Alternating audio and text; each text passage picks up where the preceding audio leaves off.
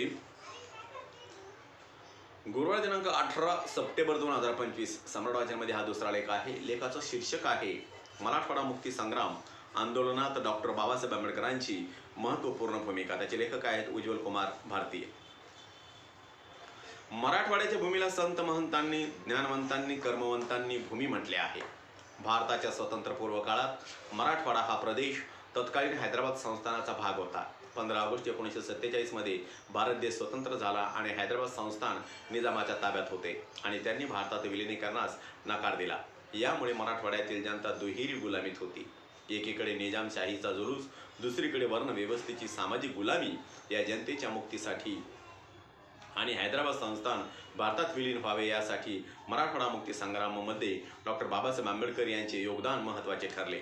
हैदराबाद मुक्तीच्या प्रश्नावर बाबासाहेबांनी ठाम भूमिका घेतली. बाबासाहेबांनी 1940च्या दशकात हैदराबाद संस्थान भारतात विलीन व्हावे अशी ठाम भूमिका घेतली होती.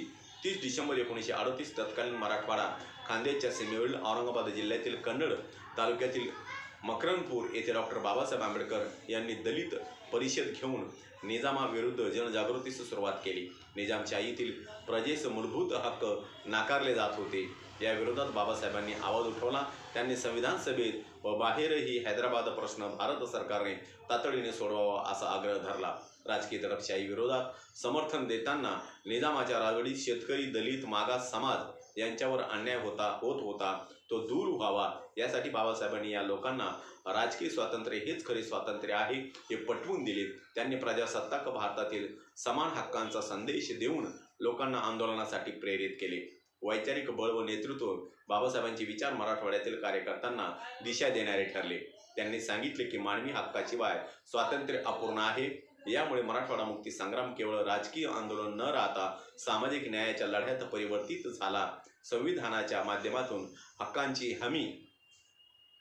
1950 मध्ये जेव्हा भारतीय संविधान लागू झाले तेव्हा निजामशाहीतील लोकांना समान हक्क, स्वातंत्र्य आणि न्याय मिळवून देणारी कायदेशीर चौकट तयार झाली. बाबासाहेबांनीच या संविधानाचे शिल्पकार म्हणून मराठवाड्यातील जनतेला स्वातंत्र्यानंतरचे अधिकार हमीने दिले. मराठवाड्यातील सत्याग्रही व कार्यकर्त्यांना नैतिक पाठबळ बाबासाहेबांच्या विचारांनी गोविंदभाई सराफ, स्वामी रामानंद तीर्थ, भाऊसाहेब मोरे, विठ्ठलराव पाटील यांच्यासारख्या कार्यकर्त्यांना वैचारिक बळ दिले. त्यांच्या प्रेरणेने सत्याग्रहींनी निजामशाही विरुद्ध प्रखर आंदोलन केले. सामाजिक क्रांती आणि मुक्ती संग्राम यांची सांगड घालण्यास बाबासाहेबांनी सांगितले की राजकीय स्वातंत्र्य हे पुरेसे नाही, सामाजिक समतेशिवाय खरी मुक्ती नाही. म्हणून मराठवाड्यातील दलित, बहुजन समाजाला त्यांनी संघटित केले आणि आंदोलनात सहभागी होण्यास प्रेरित केले. बाबासाहेबांच्या वैचारिक नेतृत्वामुळे मराठवाड्यातील जनतेत स्वाभिमानाची जागृती झाली. निजामशाहीच्या दडपशाही विरुद्ध लढण्यासाठी सर्व समाज एकत्र आले. निजाम भारतात हैदराबाद संस्थान विलीन करत नसल्यामुळे भारत सरकारला निजामाविरुद्ध कारवाई करावी लागली. ही कारवाई करताना निजाम सैन्याविरुद्ध लढण्यासाठी भारतीय सैनिकांची आवश्यकता होती. भारतीय सैनिक देशांतर्गत जनतेवर लष्करी कारवाई करू शकत नव्हते. तसे केले असते तर निजामाने हा प्रश्न संयुक्त राष्ट्रात घेऊन भारत सरकारच्या लष्करी कारवाईला आंतरराष्ट्रीय दबावाद्वारे रोखले असते. यामुळे तत्कालीन गृहमंत्री सरदार वल्लभभाई पटेल व हे मोठ्या पेचात पडले होते. या पेचातून मार्ग काढण्याचा उपाय तत्कालीन कायदामंत्री डॉक्टर बाबासाहेब आंबेडकर यांनी आपल्या कायदेशीर बुद्धी चातुर्याच्या जोरावर सांगितला.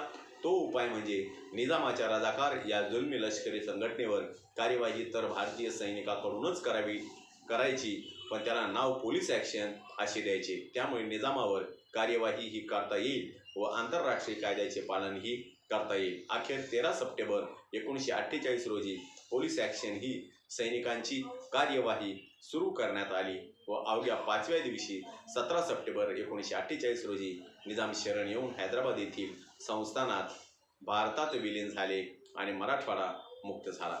या ठिकाणी हा लेख संपलेला आहे. माझा प्रत्येक व्हिडिओ बघण्यासाठी माझ्या प्रत्येक व्हिडिओला लाईक करा, शेअर करा, सबस्क्राईब करा आणि बेल आयकॉनवर क्लिक करा. जय भीम, जय भारत, जय बुद्धभूमी.